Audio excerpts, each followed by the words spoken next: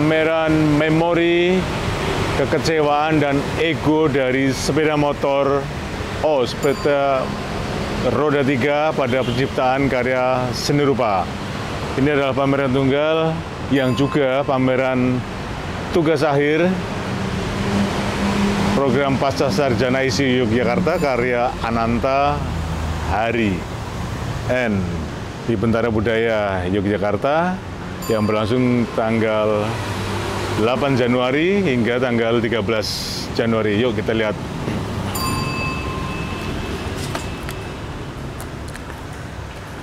Bareng saya ya, nonton pamerannya Ananta. Yuk muter dulu.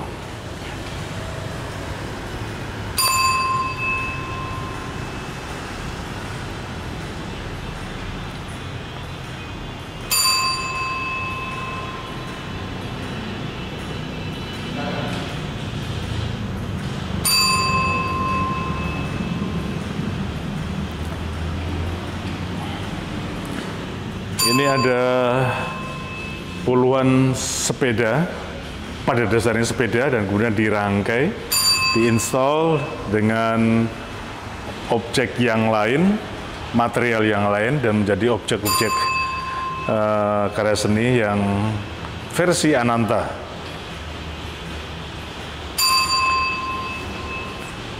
Ya benar, ini adalah proses berkarya Ananta yang dilakukan beberapa tahun terakhir untuk studi doktoralnya atau program S3 pasca sarjana di ISI atau Institut Seni Indonesia Yogyakarta. Dia sudah lulus kemarin resmi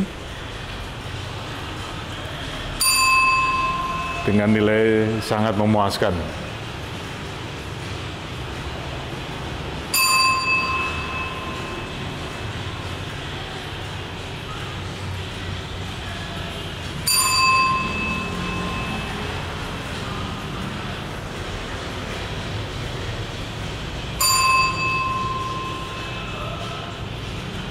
Ini penuh dengan material yang masif, logam berat semuanya, yang pasti secara bobot berat. Ini adalah karya-karya yang berat.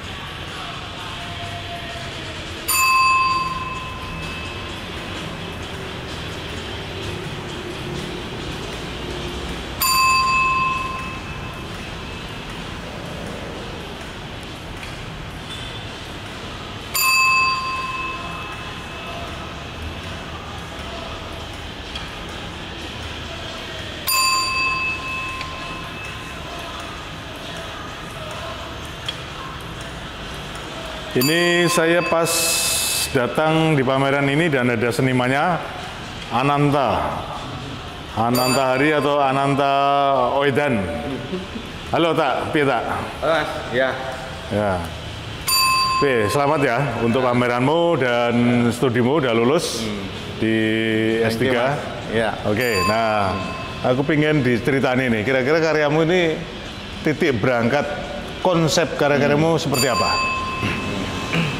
Ya, ini pameran ini didasari dari konsep persoalan masa lalu. Ya, persoalan konsep masa lalu. Bagaimana ketika masih kecil, saya tidak pernah memiliki sepeda, gitu. Jadi ada emosi yang menyeruak ketika saya dewasa. Kekecewaan yang amat dalam. Iya. Ya, jadi itu yang mendasari terjadinya karya saya menjadi karya seperti ini. Jadi saya juga membawa sebuah konsep yang saya pakai, yaitu ensembling art, karena di tempat saya tinggal itu banyak sekali sampah-sampah besi, ya, dan sampah-sampah besi itu yang saya pakai sebagai konsep, gitu ya, ensemblingnya. Dan saya tidak merecycle, tapi saya upcycle. Jadi karena apa bedanya itu? Kalau merecycle itu melebur kembali. Kalau mengupcycle itu benda yang ada itu tidak saya lebur. Jadi masih tetap utuh, gitu loh. Nah, tantangan terberat saya ketika mengupcycle itu adalah benda-benda besi itu kan tidak toleransi terhadap bentuknya, ya, karena dia misalnya kotak ya kotak saja, jadi nggak bisa dikurus-kuruskan kecuali memang sengaja dengan menggunakan alat. Tapi kalau merecycle itu bisa dibuat dengan dibentuk, ya gitu, seperti itu. Nah, kemudian karena ini persoalan berat dan sebagainya, ini menyangkut pada waktu masa kecil kehidupan saya memang sangat berat banget, gitu ya. Jadi bullying itu terjadi karena saya tidak memiliki sepeda ketika saya bermain dengan teman-teman pada masa kecil, dan sering dikatain, gitu ya,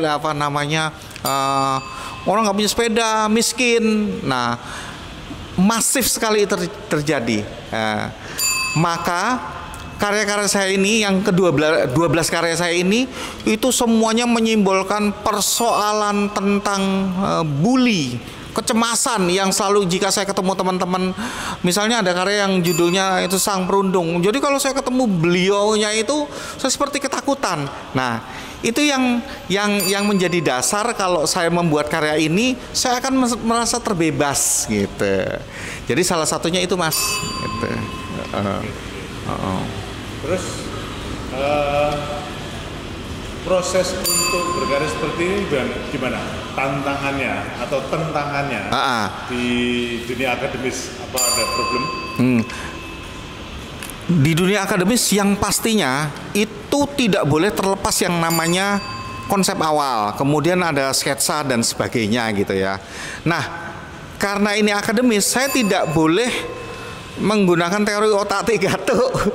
Jadi ketika bahan yang saya kumpulkan ini itu bukan bahannya saya kumpulkan dulu baru saya buat, tidak, tapi sketsa yang saya buat dulu kemudian saya pikirkan, jadi saya masuk ke dalam in and through, gitu ya, masuk ke dalam kemudian pikirkan kembali, baru saya mencari bahannya, gitu. Nah, proses seperti ini yang sulit bagi saya. Jadi ada kendala yang amat besar, gitu ya, karena akademis kan menuntut itu. Berbeda ketika saya melepas menjadi seniman yang murni, saya bisa mengambil persoalan misalnya roda atau gear bekas pabrik dari salah satu pabrik gula, ya. Nah, ini bisa saya reuse kembali, saya pakai kembali, mungkin saya tambah ini. Nah, kalau di akademis nggak bisa, jadi saya harus kembali lagi kepada sketsanya. Jadi ada line-nya, ada garisnya, bahwa nggak bisa seperti ini karena nanti konsepnya jadi berbeda, seperti itu, Mas. Oke, dari sekian banyak contoh, dari sekian banyak karya ini, mungkin bisa 1-2 karya yang bisa diceritakan? Ada, ya. Atau ini ya, ini. Utama ya. Iya, jadi. Dari secara ya. Jadi saya ingin menceritakan bahwa karya ini adalah gengnya anak-anak nakal, ya.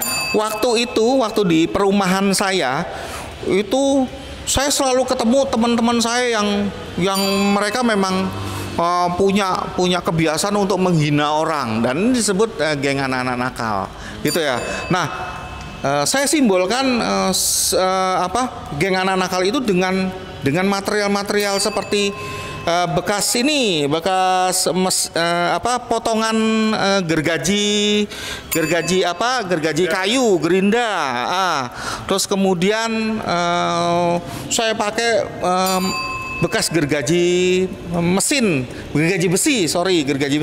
Ini maksudnya setiap saya mau keluar, mereka selalu menghentak-hentak dengan cara sepeda yang saya punya, yang saya pinjam itu ditendang-tendang, seperti dulu ada gergaji kecil itu seperti digeret-geret biar lecet, ya, seperti itu. Terus ada bekas ini mesin kapal keruk. Nah, ini bekas mesin kapal keruk nih. Nah, ini beratnya sekitar 750 kg. Oh ya? Ya. Nah, ini saya ini saya pakai, betul. Ini saya pakai memang persoalan berat kehidupan saya ini begitu masif terjadi, makanya saya harus menghadirkan ini. Nah, hal yang kayak gini-gini kan dia tidak toleransi terhadap bentuknya ya yang saya inginkan. Jadi saya harus memikirkan ulang untuk seperti ini. Gitu. Terus nggak mungkin diutak, nggak bisa. Masif, keras. Benar. Ya. Iya, betul. Terus untuk penggerak, karena ini berat sekali, jadi total karya ini beratnya adalah 1 ton 12 kilo. Jadi ketika saya ingin mengkinetikkan atau ingin bikin menjadi bergerak, saya menggunakan dinamo bekas pesawat Tuskano, pesawat tempur sebetulnya ya. Tapi zaman Jepang gitu. Nah, ini dinamo bekas pesawat gitu. Pesawat terbang. Makanya dia kuat sekali mau seberapapun berat. Nah, jadi dia punya kekuatan itu. Gitu. Dan proses membuat karya ini memang lama. Jadi saya harus berganti asisten ya. Asisten yang saya butuhkan waktu itu adalah misalnya dia lasnya bagaimana, karena ini butuh kekuatan yang amat berat gitu ya. Terus bagaimana ngebornya, saya pakai bor yang sangat besar gitu. Untuk merangkainya kita bisa sendiri sih gitu. Material-material ini didapatkan dari mana? Ini menarik nih. Saya tinggal di Tanjung Priok. Nah, Tanjung Priok itu adalah tempat pembuangan limbah besi banyak sekali. Jadi tidak hanya di dalam negeri, tapi dari luar negeri itu masuk. Jadi persoalan sampah itu sebenarnya nggak bisa cepat sekali hilang, karena memang dari dalam ada, dari luar ada. Nah, limbah-limbah besi ini sangat mudah didapatkan di Jakarta. Yang kedua di Semarang. Di Semarang pun juga seperti itu. Yang ketiga bekas pabrik-pabrik yang ada di Klaten. Terus yang keempat ya sebagian kecil ada di tempat barang-barang bekas yang ada di Jogja. Gitu. Ini kamu banyak beli atau dihibai atau diberi oleh orang yang memang membuangnya ya? Karena saya punya banyak teman, jadi kalau misalnya saya datang ke tempat teman si A, saya melihat limbah-limbah bekas sepeda-sepeda itu, saya minta dikasih. Ya. Tapi kalau yang besi-besi solid itu biasanya saya beli. Nah, karena tidak banyak orang mengkoleksi besi-besi solid gitu ya, tapi itu dijual. Nah, karena sudah banyak kenal, ya dijualnya murah. Misalnya per kilonya cuma 7.500. Dengan harga sekarang besi itu sekitar 16.000 sampai 20.000. Nah, saya bisa mendapatkan murah karena kolega itu tadi. Gitu. Oke, karya yang lain yang bisa diceritakan apa lagi nih? Karya yang ini, yang menurut saya karya terakhir tapi menarik. Jadi, nih. Yang ini ya. Ini ada konsep masa lalu, tapi juga ada konsep saat ini, gitu ya. Saat ini saya hitung jadi cerita ini, karya ini adalah mengenang bapak saya yang sudah tiada, gitu. Jadi bagaimana dulu ketika bapak saya masih ada, karena bapak saya adalah seorang militer kan, jadi sering memaksa saya untuk menjadi tentara. Nah, menurut saya bapak saya tegas dan sebagainya. Nah, ketika meninggal, saya sangat terinspirasi dengan beliau, terutama saya terngiang-ngiang dengan kata-katanya. Nah, jadilah karya ini. Bapak saya seorang mantan militer yang keras kepala, itu yang membentuk saya sampai saat ini, gitu. Jadi saat sekarang ketika bapak saya nggak ada itu, kalau saat dulu ketika saya masih di umur 21 tahun, 20 tahun, itu memaksa sekali saya untuk menjadi tentara, gitu. Dan ini sangat membantu untuk membuat saya tenang ketika kehilangan orang tua. Karya ini makanya jadi, gitu. Dan ini tidak ada urusannya dengan masa kecil, gitu. Gitu. Oke. Dapat nilai apa ini? Dapat nilai plus, Mas. Iya, ya banyak teman-teman appreciate dan katanya penyegaran. Terus ini akan berlanjut sebagai proses berkarya yang serupa dengan karya yang lain. Terus saya dipamerkan di tempat lain juga. Rencananya tahun ini saya akan pamerin di Galeri Nasional dengan menambah 3 atau 4 karya.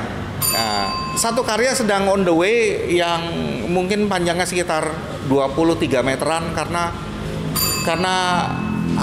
ada hal yang harus saya ciptakan lagi, yaitu tentang bagaimana sih kalau orang sudah tiada, gitu. Seorang sudah tiada.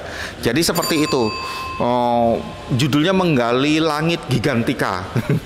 Yaitu pasti dari Galeri Nasional. Ya, saya udah ngomong-ngomong dan udah pasti. Apa kira-kira? Ya mungkin pertengahan tahun ini ya. Iya, karena ini barang-barang berat, jadi saya harus prepare gitu. Iya. Oke, selamat untuk pamerannya. Thank you, Mas. Studinya ya. Iya, thank you, Mas. Sukses selalu. Ya, oke.